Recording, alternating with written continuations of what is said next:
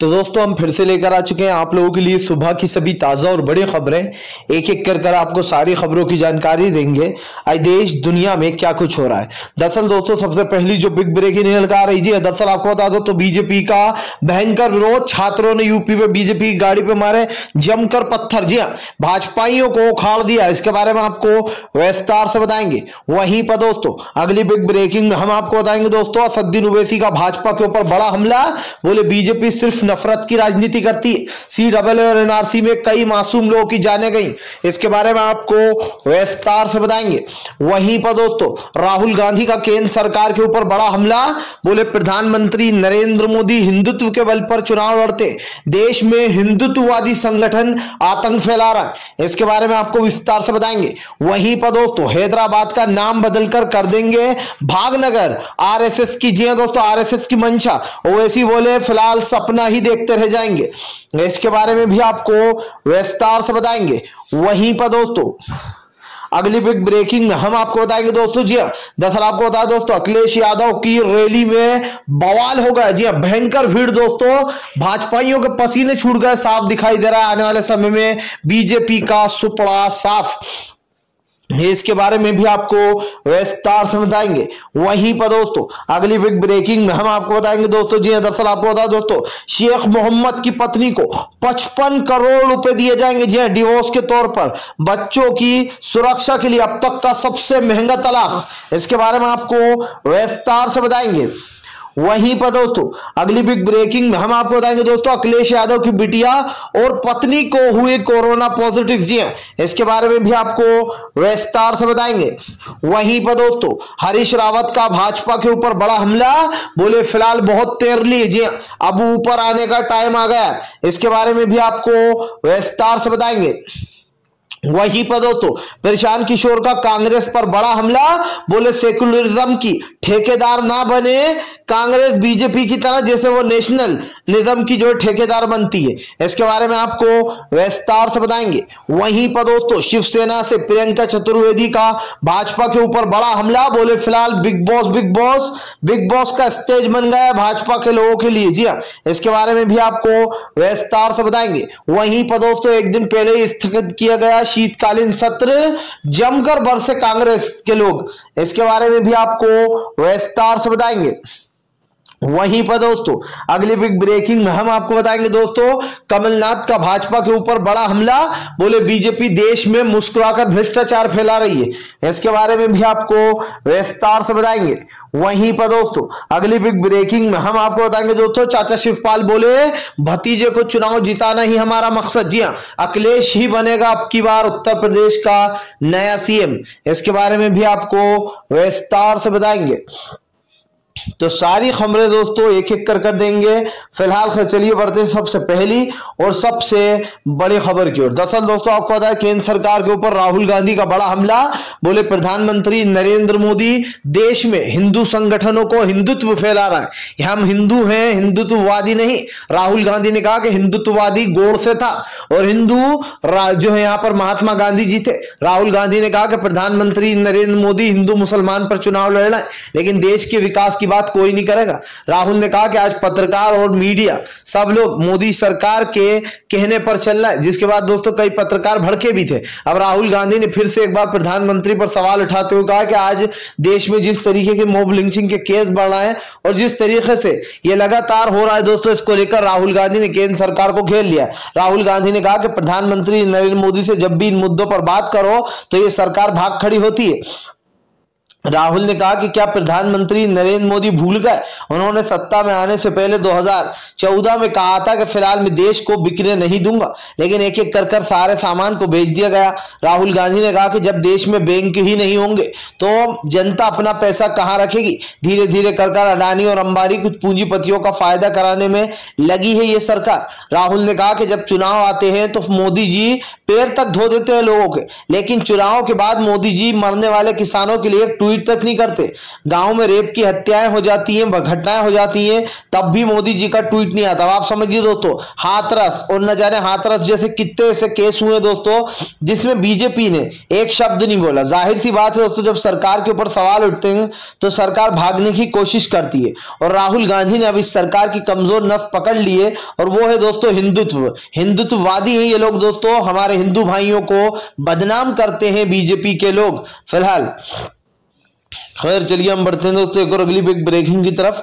बता दोस्तों अगली जो बड़ी खबर निकल कर आ रही है, दरअसल दोस्तों आपको बता दें असदुद्दीन ओवैसी का भाजपा के ऊपर बड़ा हमला। बोले CAA में कितने मासूम लोगों की जान गई ये सरकार को पता भी नहीं है, 2 जवानों की भी जान चली गई थी। दरअसल दोस्तों असदुद्दीन ओवैसी ने भाजपा पर हमला बोलते हुए कहा कि आम जनता के साथ साथ देश के 2 जवान भी शहीद हो गए थे, लेकिन प्रधानमंत्री नरेंद्र मोदी को कोई फर्क नहीं पड़ता।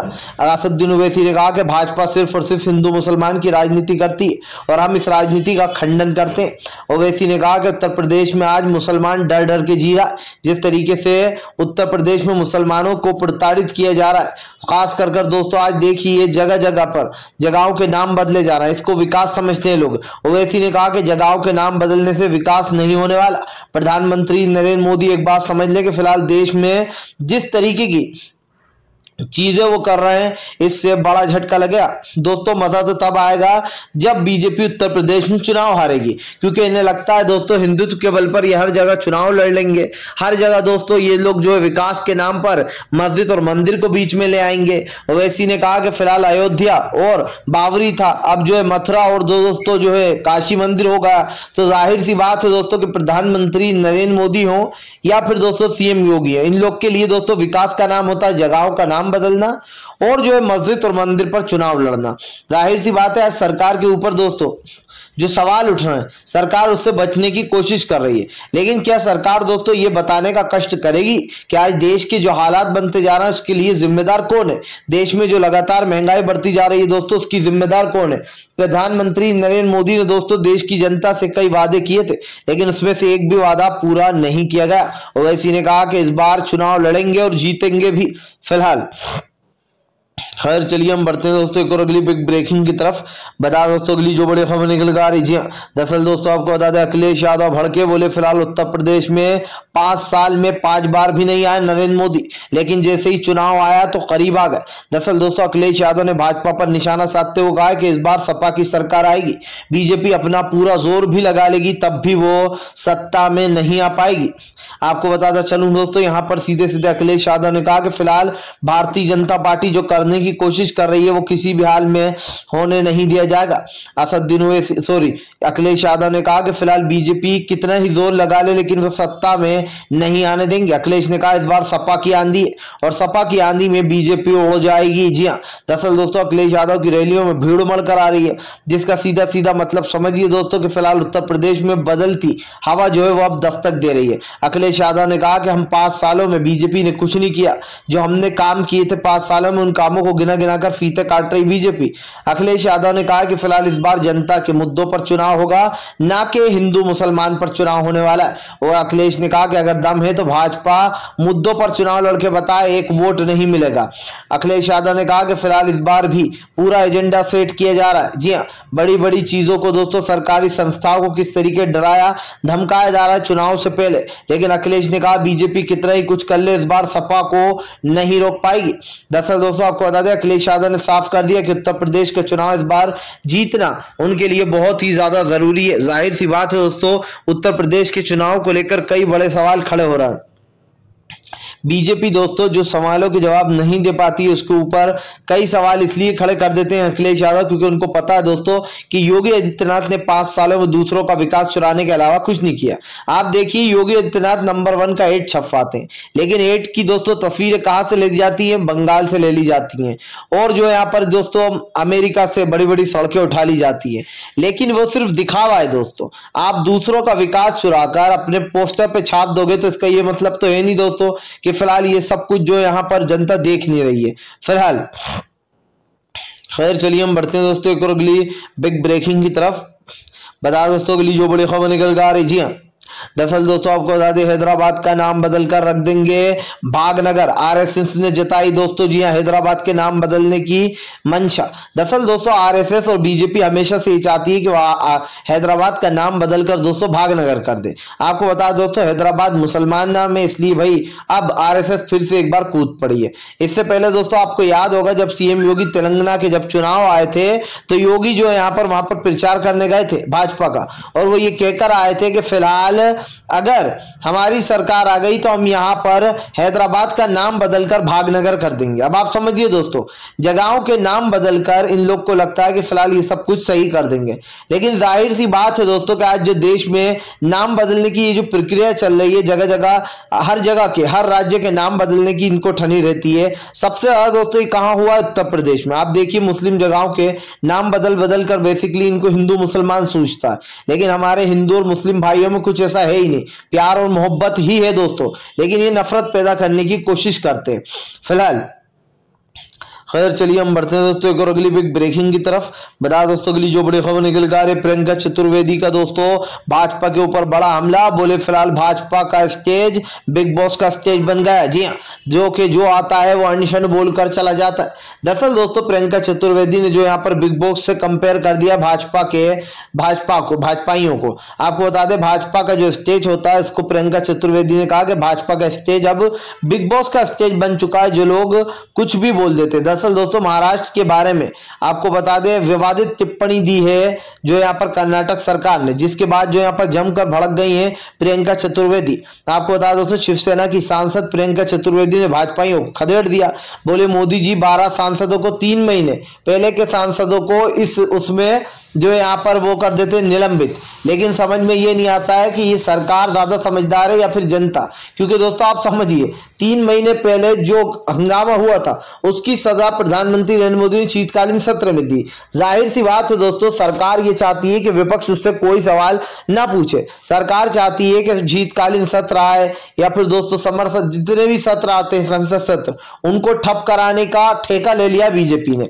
सोचिए दोस्तों जब कांग्रेस की सरकार हुआ करती थी तो बीजेपी वाले टेबलों पर चढ़ जाया करते थे, लेकिन उनको निलंबित नहीं किया जाता था। लेकिन अब दोस्तों जब से बीजेपी की सरकार आई है सत्ता में तब से बीजेपी न सिर्फ गुंडागर्दी दोस्तों बल्कि जो यहाँ पर तानाशाही का भी एक रवैया दिखा रही है। जाहिर सी बात है दोस्तों देश की जनता में एक रोष है, और रोष इसलिए भी है दोस्तों क्योंकि अब देश की जनता गुस्से से गुजर रही है। फिलहाल खैर चलिए हम बढ़ते हैं दोस्तों एक और अगली बिग ब्रेकिंग की तरफ। बता दोस्तों अगली जो बड़ी खबर निकल कर आ रही है दोस्तों आपको बता दोस्तों प्रशांत किशोर का कांग्रेस के ऊपर बड़ा हमला। बोले फिलहाल कांग्रेस सेकुलरिज्म की ठेकेदार ना बने जैसे भाजपा नेशनलिज्म की ठेकेदार बनती है।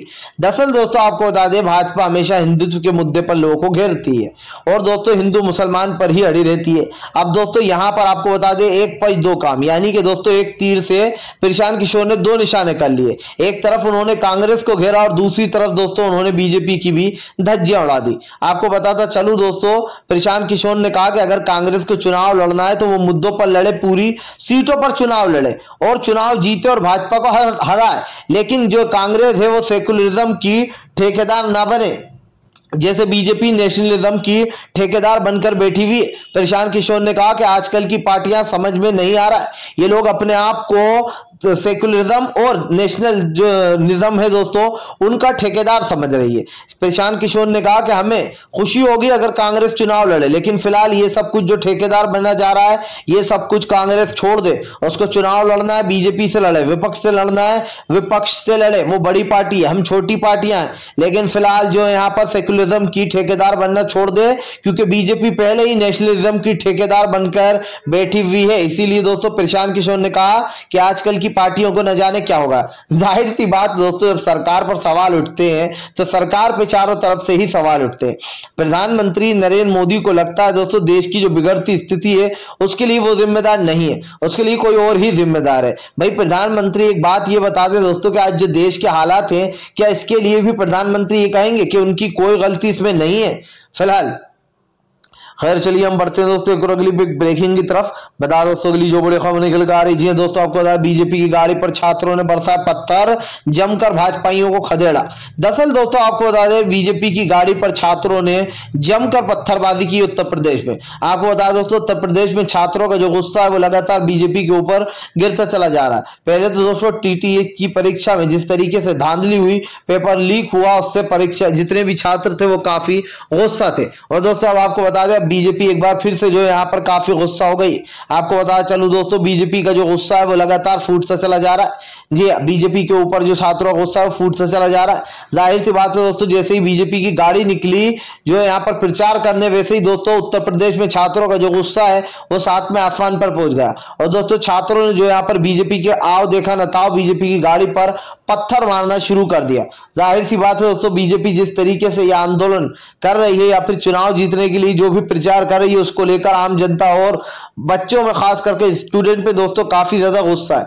जैसे ही बीजेपी ने प्रचार का मोर्चा संभाला बस फिर क्या था, फिर तो दोस्तों स्टूडेंट को गुस्सा आ गया और स्टूडेंट ने दोस्तों भाजपा की गाड़ी संभाल कर जो यहाँ पर जबरदस्त तरीके से पत्थरबाजी करना शुरू कर दिया। जाहिर सी बात है दोस्तों सरकार जिन मुद्दों पर क्या स्टूडेंट को समझाती है कि टिकट नहीं लिया जाएगा, अब से हर स्टूडेंट की फीस माफ होगी, लेकिन दोस्तों ये सिर्फ जुमला होता है। जैसे ही बच्चे बस में चढ़ते हैं उनसे टिकट भी ले लिया जाता है, जैसे स्कूल जाते हैं उनसे फीस भी भरा ली जाती है। तो ये जो चीजें कर रही है दोस्तों बीजेपी, ये पहले से ही लोग देख चुके हैं, छात्र देख चुके हैं। फिलहाल खैर चलिए हम बढ़ते हैं दोस्तों एक और अगली बिग ब्रेकिंग की तरफ। बता दोस्तों अगली जो बड़ी खबर निकल कर आ रही है मध्य प्रदेश में दोस्तों कांग्रेस का, जी हां, भाजपा पर बड़ा हमला। कमलनाथ बोले बीजेपी हर धांधली को मुस्कुराहट में, झूठ में टाल देती है। जी हां, दरअसल दोस्तों कमलनाथ ने जो यहाँ पर पूर्व सीएम कमलनाथ ने अब भाजपा के शिवराज सिंह चौहान पर बड़ा हमला बोल दिया है। आपको बताया दोस्तों मध्य प्रदेश के पूर्व सीएम कमलनाथ ने कहा कि भारतीय जनता पार्टी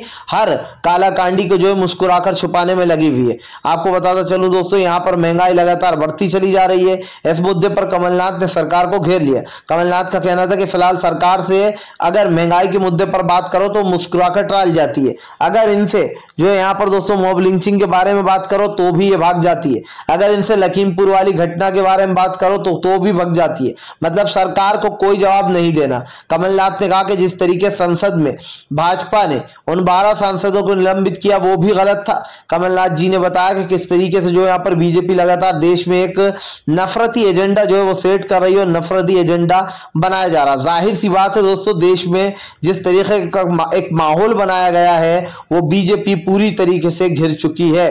फिलहाल खैर चलिए हम बढ़ते हैं दोस्तों एक और अगली बिग ब्रेकिंग की तरफ। बता दोस्तों अगली जो बड़ी खबर निकल कर आ रही है दरअसल दोस्तों आपको बताया चाचा शिवपाल का बड़ा ऐलान, बोले भतीजा ही जीतेगा, इस बार उत्तर प्रदेश में चुनाव, बनाएंगे अखिलेश को सीएम। दरअसल दोस्तों आपको बता दें अब जो यहाँ पर चाचा शिवपाल ने अखिलेश यादव का पूरा समर्थन दे दिया। चाचा शिवपाल का कहना है कि जिस तरीके से अखिलेश यादव को टारगेट किया जा रहा था अब हम आ गए हैं साथ में, अब अखिलेश को जीतने से कोई रोक नहीं सकता। शिवपाल ने बताया कि फिलहाल अखिलेश यादव एक बहुत ही अच्छे सीएम है और वो अपना काम पूरी मेहनत से करते। चाचा शिवपाल ने बताया कि अखिलेश यादव को बार बार नीचे गिराने की कोशिश की भाजपा ने, लेकिन वो फिर उठ खड़े हुए। शिवपाल ने कहा कि फिलहाल हमारा पूरा समर्थन भतीजे के साथ है, हम तो पहले से ही कह रहे थे कि फिलहाल जीतेगा तो अखिलेश ही और हम साथ देंगे। दोस्तों जाहिर सी बात है कि चाचा शिवपाल के साथ आने के बाद से अखिलेश यादव और भी ज्यादा मजबूत हो गए हैं। इस बात को दोस्तों झुटलाया नहीं जा सकता कि उत्तर प्रदेश की राजनीति गर्मा गई है जब से अखिलेश यादव के साथ चाचा शिवपाल आए। जाहिर सी बात है दोस्तों उत्तर प्रदेश का जो चुनाव था वो भाजपा के लिए सबसे बड़ी मुसीबत है और इसीलिए दोस्तों कहीं ना कहीं अब बीजेपी पर हमलावर हो गए हैं चाचा शिवपाल। जाहिर सी बात है उत्तर प्रदेश के जो चुनाव है दोस्तों वो जो भी जीतेगा ये समझ लीजिए कि लोकसभा का रास्ता खुल जाएगा और लोकसभा का रास्ता खुलने का मतलब समझिए दोस्तों कि आज बीजेपी को जबरदस्त तरीके से हार मिलने वाली है उत्तर प्रदेश में और ऐसा हुआ दोस्तों तो इसका पूरा फायदा कांग्रेस को ही मिलने वाला है। फिलहाल खैर चलिए हम बढ़ते हैं दोस्तों एक और अगली बिग ब्रेकिंग की तरफ। बता दोस्तों अगली जो बड़ी खबर निकल कर आ रही, जम्मू कश्मीर के बद से बदतर हालात, प्रधानमंत्री नरेंद्र मोदी बैठे हैं हाथ पे हाथ धरकर। दरअसल दोस्तों एक बार फिर से फारूक अब्दुल्ला और महबूबा मुफ्ती ने भाजपा पर हमला बोल दिया। फारूक अब्दुल्ला महबूबा मुफ्ती ने मोदी सरकार पर हमला बोलते हुए कहा कि जो लोग कहते थे 370 हटने के बाद जम्मू कश्मीर की जनता में काफी खुशी की लहर है, आज वो लोग जम्मू कश्मीर को अकेला छोड़कर भाग गए। जी आपको बताता चलूं दोस्तों यहाँ पर फारूक अब्दुल्ला ने कहा कि जिस तरीके से बीजेपी सेकुलरिज्म का ढोल बजाती है और जिस तरीके से वो भाग रही है यहाँ पर जम्मू कश्मीर को छोड़ कर, इससे साफ दिखाई देता है कि 370 हटने के बाद जम्मू कश्मीर की हालत बद से बदतर हो गई है। यहाँ पर न कोई चुनाव हो रहा है, ना ही कोई बैठक हो रही है। फारूक अब्दुल्ला ने कहा कि प्रधानमंत्री नरेंद्र मोदी आकर यहाँ का हाल देखे, यहाँ के लोगों का क्या हाल है। जी हाँ, सिर्फ मुंह हिलाने से कुछ नहीं होता।